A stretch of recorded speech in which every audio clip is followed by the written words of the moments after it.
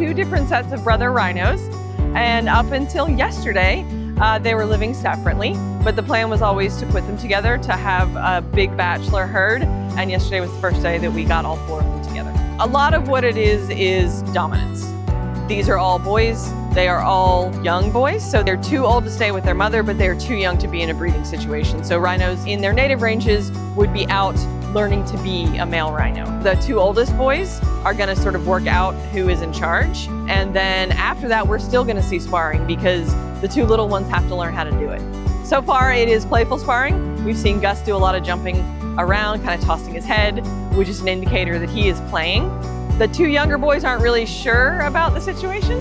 Mylo especially has just avoided it at all costs.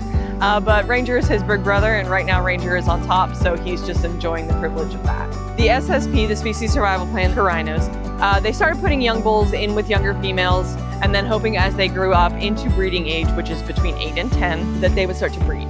And what they found is they were not breeding. So they decided we need to mimic what they're doing out in the wild, and that means keeping them separate from the females until it's time for them to breed.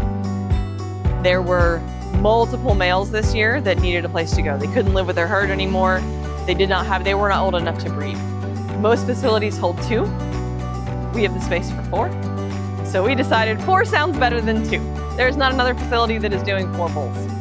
But we're lucky to have an incredible amount of space both in the exhibit and in the barn to allow us to do it. I actually said yesterday to one of my coworkers, I could cry right now because this is what we had hoped for. This is what we wanted. This is what needed to be done to help the population that is in managed care right now.